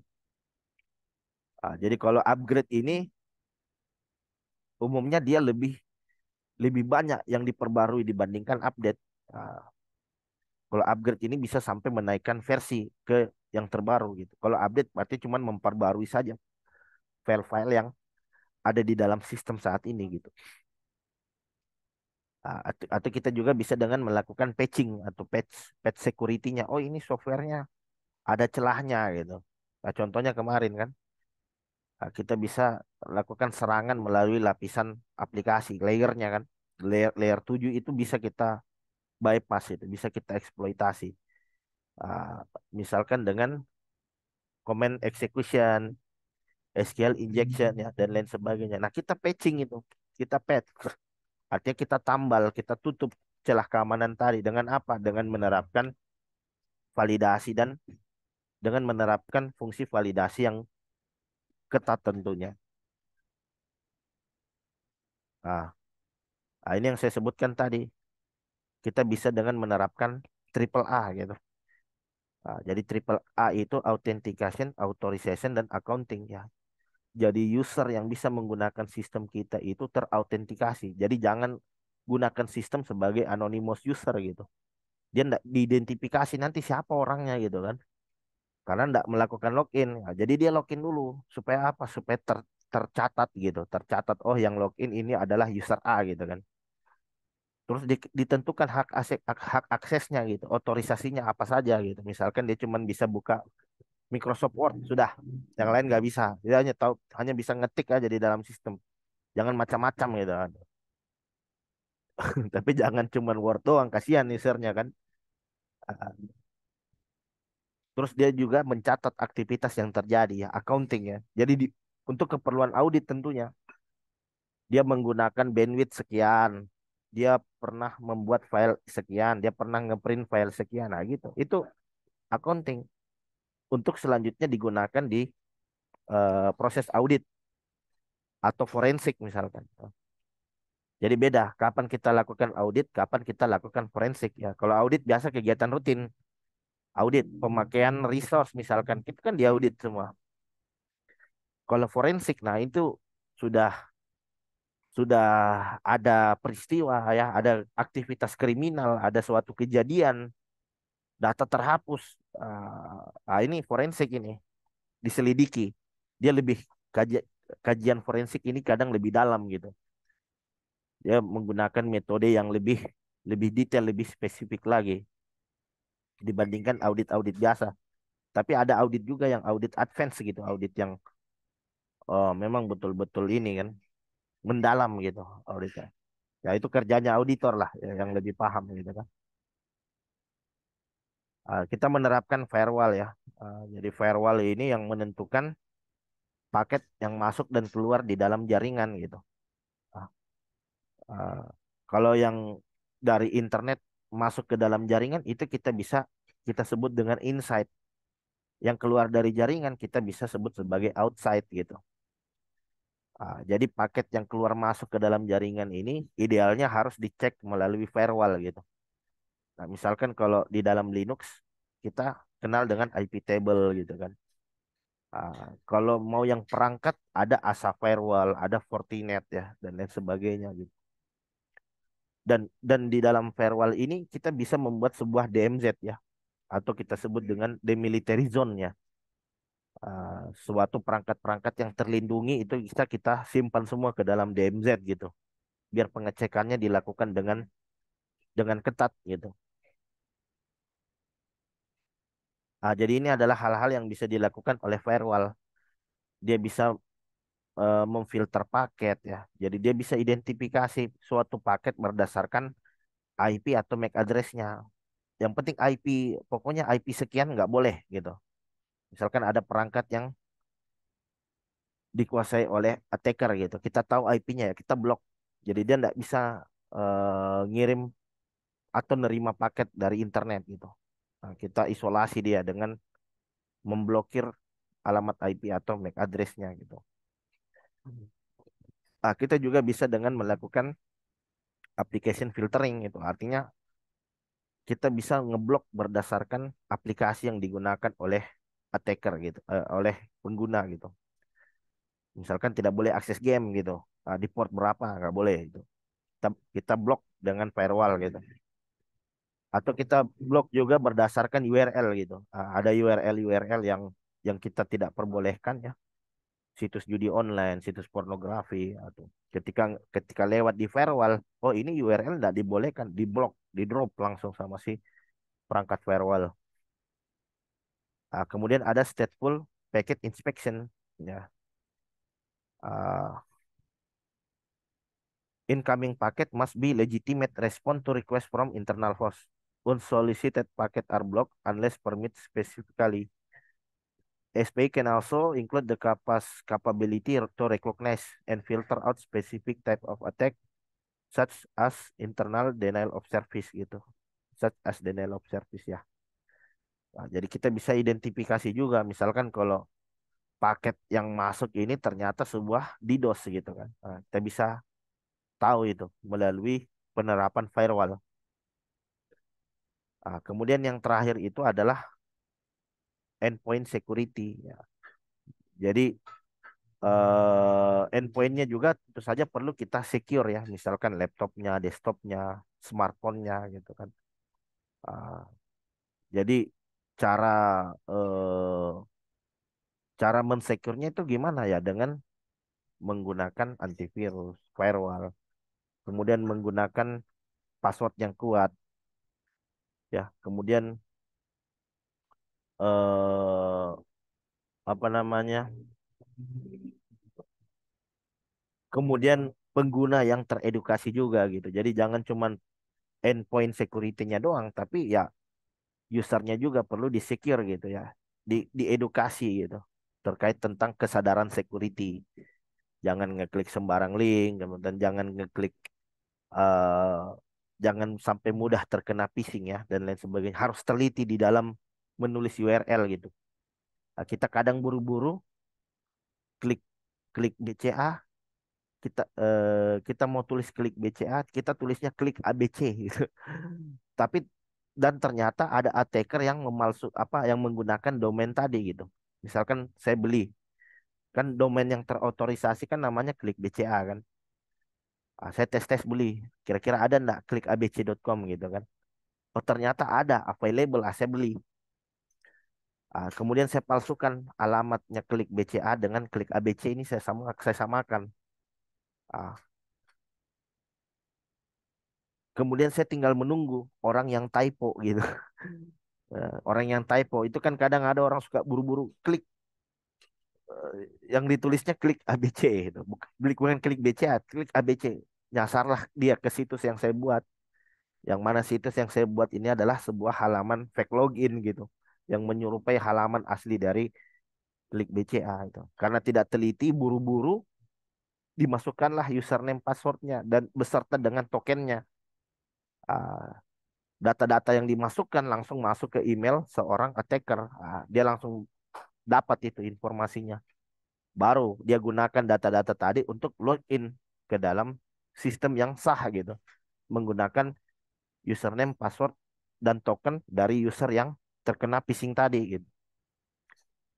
Ah, jadi jadi semua lapisan harus disecure, lapisan networknya disecure, lapisan aplikasinya disecure, endpointnya disecure, dan termasuk juga usernya selaku pengguna sistem perlu disecure juga gitu. Dengan apa? Dengan diedukasi tentang pentingnya suatu keamanan tentunya.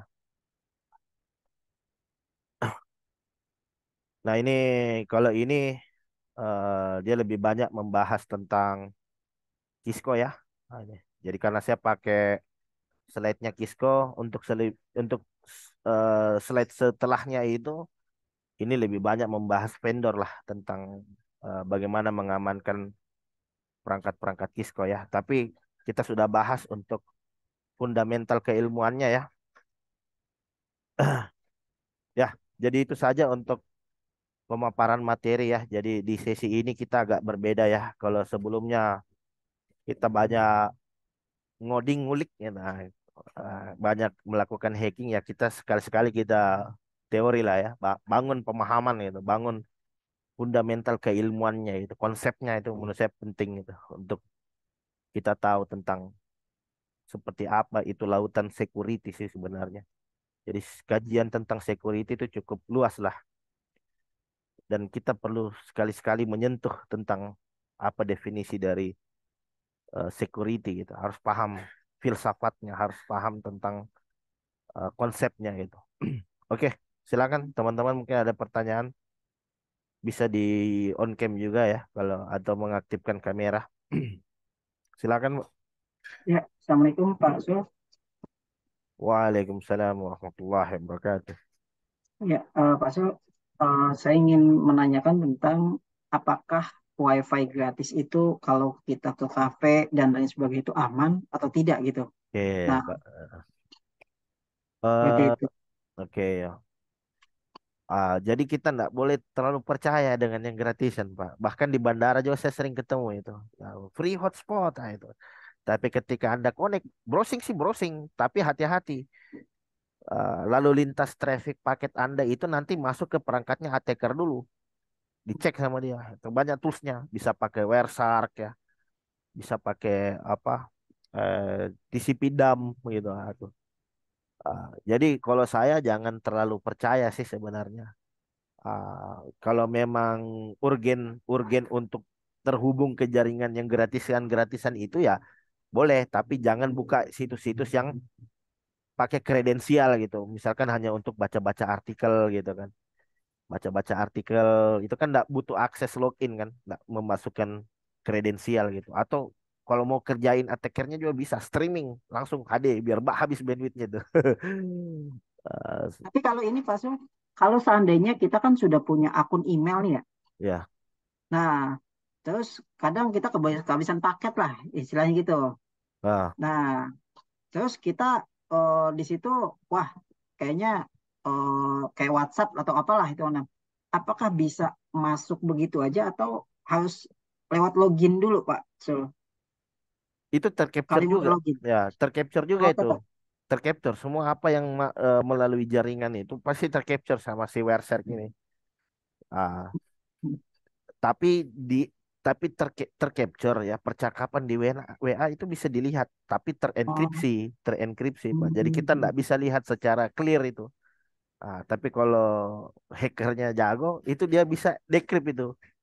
Oke, oke. Jadi Jadi lebih, tapi memang sulit ya sulit untuk bisa didecrypt apalagi layanan seperti Google, WhatsApp gitu kan. Tapi kalau uh, uh, ya gimana lebih Pak? aman kita eh ini ya Pak, minta tolong sama temen untuk apa namanya Ya hotspot teteng lah ya sebentar ya untuk kita ngisi ya paket atau apalah. ya Lebih aman itu ya. ya lebih aman begitu Pak dibandingkan ini WiFi kita nggak tahu dari mana sumbernya misalkan Mm-mm. ada akses kita nggak tahu gitu kan. Baru kan sekarang bikin seperti itu gampang, Pak. Saya cuma butuh wireless router, Pak. Saya pasang, kemudian Mm-mm. wireless routernya saya hubungkan ke laptop saya. Laptop saya terhubung jaringan. Saya sharing saya koneksi internetnya melalui wireless router itu. Jadi sebelum dia keluar internet, dia singgah dulu ke perangkatnya saya. Oh iya ya. Nah, Jadi gateway gitu Pak ya. jadi gateway. Jadi apa? Man in the middle attack tadi yang kita bahas, Pak. Man in the Mm-mm. middle attack. Man in the middle attack itu ada orang di tengah percakapan yang terjadi gitu. Proses Mm-mm. komunikasi internet yang terjadi ya itu ada orang di tengah-tengah situ ada orang di tengah-tengah yang mengcapture isi percakapan itu gitu Iya, file-file iya, yang iya. diakses file-file yang di request itu kelihatan nanti kita coba demo Pak saya akan perlihatkan nanti itu di pertemuannya kita misalkan saya connect-nya lewat telnet kan terus Mm. saya capture misalkan pakai WireShard gitu saya spoof saya capture pakai WireShard saya bisa lihat itu apa username password yang dikirimkan apalagi kalau jalur komunikasinya itu tidak tersecure Mbak nggak dienkripsi bahaya itu telanjang dia tuh dapat dapat durian runtuh itu attackernya. Wih, akses ke telnetnya Iya, tinggal iya, iya. dipakai saja username password untuk login ke servernya kita melalui telnet tadi itu. Siap, siap Pak Sul. Makasih Pak Sul. Oke, sama-sama Pak Mahmudin ya. Silakan teman-teman yang lain mungkin ada pertanyaan lagi.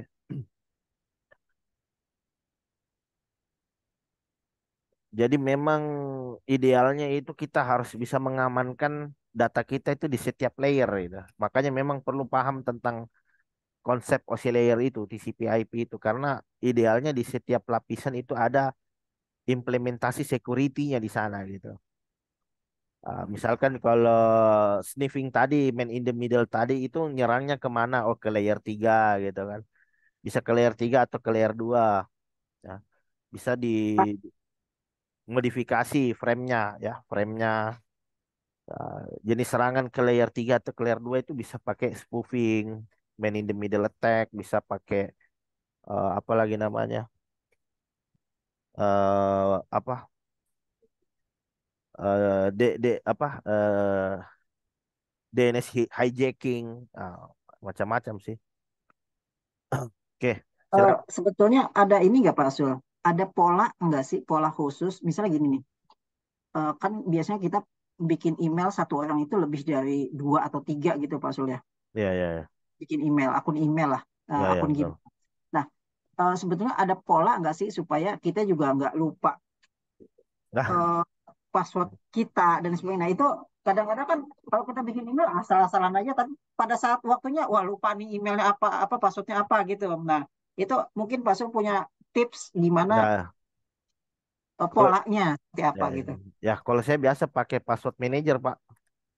Ya Hmm, nanti kita demo itu nanti ya. Ada pas siap, saya siap, memang Pak Sul. karena saya memang passwordnya rumit-rumit, Pak. Dan kadang saya sendiri tidak ingat itu. Jadi kalau saya lupa, mending saya reset passwordnya. Mending saya reset. Tapi ada satu password memang yang saya betul-betul ingat itu. Ya, password email Induk Pak saya, ya, ya, master ya. ya yang induk itu, yang email itu. Adapun aplikasi-aplikasi yang lain udahlah saya random aja. Kadang saya pakai password generator gitu. Tapi di browser saya pakai password manager. Ada apa tools gitu, add-on gitu buat nyimpan kredensial itu. Jadi kapanpun saya login, saya tinggal tinggal lewat password manager itu gitu. Tapi kalau email itu memang betul-betul saya ingat dan memang passwordnya itu rumit gitu. Karena untuk keperluan reset, Pak. Kalau harus ada satu password yang betul-betul diingat di luar kepala ya, email itu. Yang lain itu nggak perlu dihafal. Kalau kita lupa, kita tinggal reset lewat email saja gitu. Iya, iya, iya. Ah, kalau emailnya yang sampai terlupa, nah ini yang rawan gitu. Karena semua Reset, Kunci. ya itu kuncinya. Semua reset-reset itu ada dari sana gitu. Iya, iya. Heeh. Dan idealnya ya akun kita harus di ini apa pakai multiple authenticator lah itu 2FA ya. Nah, Terutama terutama email itu harus pakai 2FA ya. Jadi setelah login username password bisa juga konfirmasi melalui SMS gitu atau WA untuk kadang, menghindari kalau password kita diretas, kita masih punya konfirmasinya melalui HP. oh iya, iya. Iya, Oke, oke, oke. Kadang ini Pak Sul, kadang ketika kalau saya kan di sekolah ya Pak ya, kadang kita bikin pelatihan guru-guru yang tingkat madrasah lah, belajar Office atau bikin email gitu atau lain ya, sebagainya. Nah, kadang mereka itu ketika meregister aplikasi, mereka itu bikin padahal itu passwordnya email dimasukkan ke aplikasi lain gitu. Jadi ya, pikirnya sama. Nah, itu ya, gimana cara mengedukasinya Pak Soleh? Supaya ya. mereka aman gitu. Jadi ya kita sampaikan, Pak. Memang ini PR sih sebenarnya ini PR, Pak. Artinya PR teman-teman eh, tenaga pengajar kan, guru apa. Jadi kita memang harus edukasi itu kalau yang terkait password itu memang nggak boleh sama. Idealnya setiap situs yang ada, setiap password daripada seluruh semua situs itu harus beda. Nggak boleh ada yang sama. Dan kita edukasi itu terkait penggunaan password manager. Jadi kita jelaskan konsekuensinya. Konsekuensinya kalau Facebookmu diretas, bisa jadi emailmu juga diretas. Kau kan nanti akan reset lewat email itu kalau FB-mu diretas kan, nah gitu. Kalau kalau kenapa saya katakan email ini penting? Karena benteng pertahanan terakhir itu ada di sini. Ah, ini banyak terjadi. Wah, FB saya diretas. Password emailnya lupa. Iya, iya. Atau tidak, dia samakan itu. Password FB dan emailnya sama gitu. Ya, selesai itu. Tinggal copy paste username password aja kan. Ah, jadi mau diselamatkan bagaimana kan? Mau diselamatkan bagaimana? FB diretas, pas email mau direset dari mana itu? Ah, misalkan ditautkan nomor juga kan bisa diganti. Tinggal diganti kalau dia sudah punya akses kedua-duanya itu. Nah, jadi kalau saya memang harus betul-betul inilah. Idealnya ya passwordnya harus kuat biar nggak bisa ditebak dengan mudah. Kemudian menerapkan faktor autentikasi 2FA ya. Terus menggunakan password manager pada aplikasi yang terpercaya gitu. Jadi jangan sembarang pakai password manager juga gitu. Kalau bisa aplikasi yang terauthorize lah gitu, misalkan Google gitu kan atau apa gitu. Nah, kadang saya juga malah nyimpan kredensial ya, tapi kredensial untuk aplikasi web yang nggak begitu penting sih saya simpannya di Drive ya, di Drive gitu, Drive. Jadi saya harus buka Drive dulu baru saya bisa isi lihat kredensialnya gitu kan. Nah, kalau Drive ini kan adalah Google Google Sheet itu kan. Ya, saya bikin lewat Sheet. Kalau dia mau diretas sama saya silakan. Kau retas itu layanannya Google kan kalau bisa gitu. Oh. Mungkin seperti itu ya Pak Mamudin ya. Siap, siap Pak. Terima kasih Pak Sul. Ya siap sama-sama Pak. Silakan teman-teman yang lain mungkin ada pertanyaan. Ya jadi di pertemuan kita ini kita slow-slow lah. Ah, jangan ngulik terus itu. Harus paham pemahaman teorinya harus kuat juga itu.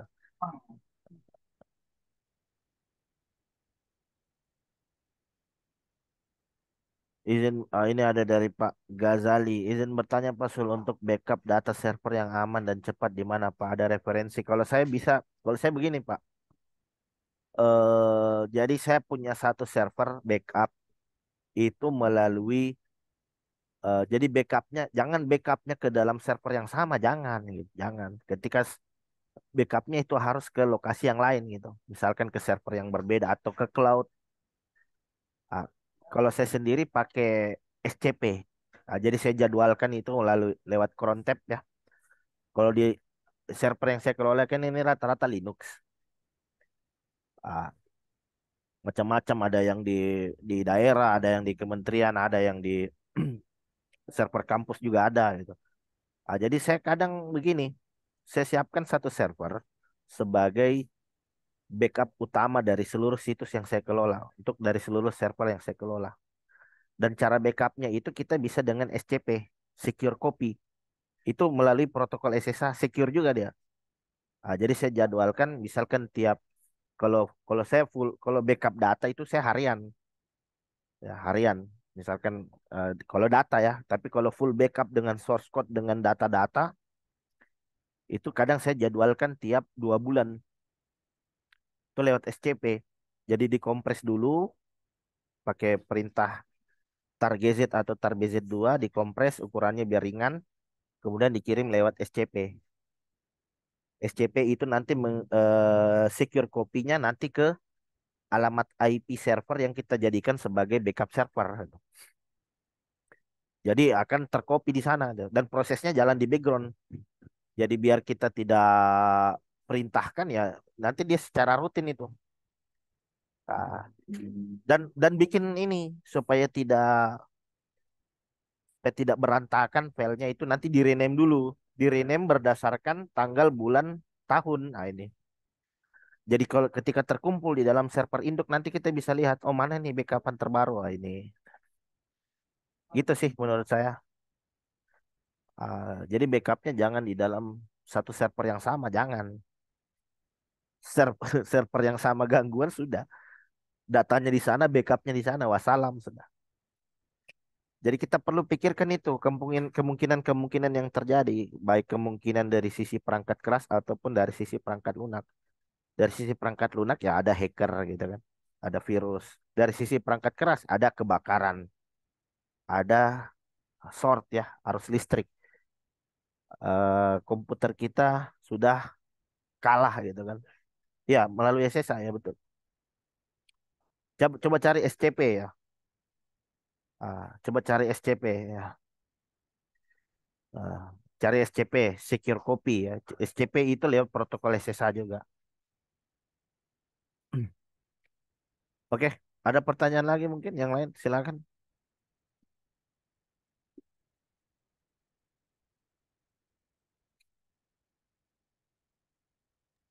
Tuh, satu lagi Pak Sul. Ya, silakan, silakan. Gini Pak Sul, lebih aman itu IP public yang kita tampilkan ketika kan biasa kadang-kadang sekolah tuh dedicate gitu Pak Jul ya, Pak Sul ya. Ya, ya, oh ya, Kita ya. nah kita kan punya IP dedicate misalnya. Nah, IP dedicate itu kan kita jadikan IP public, lalu kita bikin ya anggap aja server-serveran lah, gimana gitu Pak Sul. Ya, Nah, ya. itu eh, IP yang kita tampilkan atau IP-nya kita olah dulu mungkin menggunakan perangkat mikrotik lah kalau sekolah-sekolah ini masih Oh ya. nah itu Oh, aman seperti itu atau kita lepas IP publiknya Pak oh, Sul? Aman ja, gitu. ya, jangan jangan IP publiknya yang langsung bisa diakses, jangan. Oh Jadi gitu. ya idealnya nanti begini Pak. Misalkan kalau IP publiknya yang bisa langsung saya akses itu kan rawan itu. Saya tinggal lakukan scanning saja ke IP-nya penjenengan lah. Saya langsung scanning, scan map, terus kemudian diikuti dengan IP public target ya. Jadi idealnya, jadi salah satu upaya untuk mengatasi jenis serangan seperti ini ya kita samarkan ya, bisa pakai IP proxy atau Cloudflare Pak, tahu Pak Cloudflare? Belum tahu Pak Sul. Ini saya tuliskan di kolom chat. Nanti Boleh coba boleh. dipelajari Pak. Ini Siap siap Pak Sul. Cloudflare ini ya menurut saya cukup bagus lah. Selain dia bisa menyamarkan IP publik kita, dia juga bisa mendeteksi misalkan ada upaya DDoS ke dalam layanan kita, itu nanti ada lognya tercatat di Cloudflare itu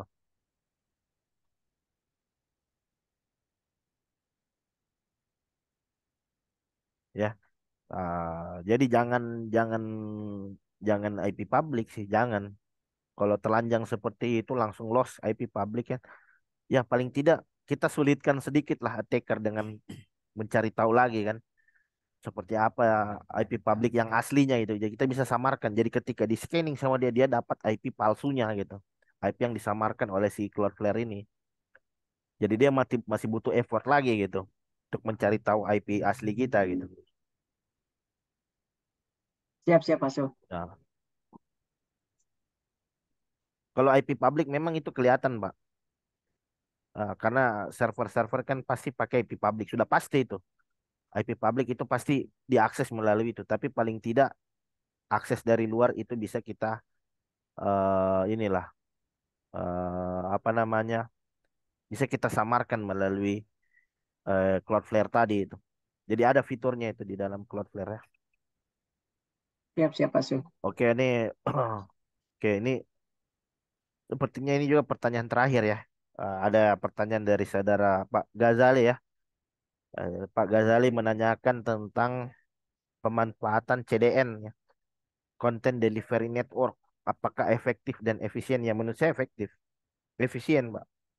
Jadi dia bisa dengan menggunakan CDN itu artinya konten-konten kita itu bisa di cache gitu, bisa di cache, artinya disimpan. Ketika ketika ada request lagi ke halaman website, file-file yang sudah di cache tadi itu nggak perlu diload lagi gitu. Jadi CDN ini sama dengan proxy sih sebenarnya fungsinya gitu. Jadi dia nyimpan file-file statis dari website gitu. Jadi file-file statis ini kan nggak berubah kan, beda dengan isi konten itu nggak mungkin di cache dia karena isi konten kan pasti berubah-berubah. Tapi kalau file-file statis seperti HTML, CSS itu bisa di cache. Salah satu cara cache-nya tadi menggunakan CDN itu di cache. Ah, atau kita bisa juga dengan menyimpan file-file statis ini ke storage yang ke server yang berbeda. Contohnya itu biasa kita pakai file CSS dari Google gitu kan. Ada font Google itu kan kita biasa pakai di dalam website. Jadi kita cuma manggil URL-nya doang kan ke dalam website kita itu CDN itu. Jadi kita jadi mengurangi load traffic sih sebenarnya, mengurangi beban traffic karena filenya kita nggak simpan di dalam server kita, di server yang lain gitu. Nah, ini biasa file-file statis ya, JavaScript itu bisa disimpan di di server lain gitu. Ada server untuk nyimpan file-file statis, file-file JavaScript, file CSS gitu. Jadi ketika dia load, dia merender set, nanti dia ngambil link-link dari situs-situs lain juga. Jadi beban traffic di server kita berkurang gitu. Seperti itu ya, Pak Ghazali ya. Oke, ya mungkin itu saja ya penyampaian materi kita untuk di malam hari ini dan saya mungkin izin ya karena besok saya harus berangkat di Jakarta ngisi pelatihan di Bank BSI ya. Jadi saya ngisi pelatihan di kantor pusat Bank BSI. Jadi mereka migrasi ya. Jadi mereka migrasi ke layanan Google Cloud. Jadi saya mengajar cloud computing di sana selama kurang lebih sekitar 3 atau 4 hari lah ya. Jadi mungkin nanti kita bisa jadwalkan lagi untuk pertemuan ke-6 ya. Ke-6. Jadi kita masih ada 3 kali pertemuan lagi ya. Jadi nanti bisa kita diskusi lagi di grup ya terkait pelaksanaan pelatihan kita untuk di jadwal berikutnya ya. Eh, mungkin itu saja ya Bapak Ibu yang bisa saya sampaikan untuk di sesi pelatihan kita di malam hari ini ya. Insya Allah kita akan bertemu lagi di pertemuan berikutnya dengan tanggal dan waktu yang kita sepakati.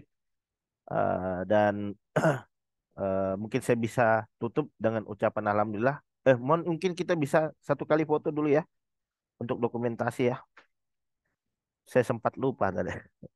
Ya, silakan. Eh, Mas Radit ya ada Pak? Ada Mas? Oke, saya mohon izin ya. Saya hitung 1, 2, 3.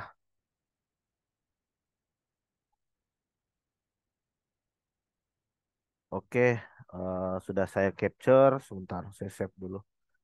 Pertemuan 5. Pertemuan 5. Oke, Oke, saya bisa tutup dengan ucapan Alhamdulillahirabbil alamin. Semoga apa yang kita pelajari di malam hari ini bernilai manfaat dan bernilai pahala di sisi Allah Subhanahu wa taala. Saya bisa tutup dengan ucapan Alhamdulillah wabillahi taufiq wal hidayah. Assalamualaikum warahmatullahi wabarakatuh. No. Waalaikumsalam warahmatullahi wabarakatuh. Terima kasih banyak semua. Terima kasih banyak. Mohon izin live.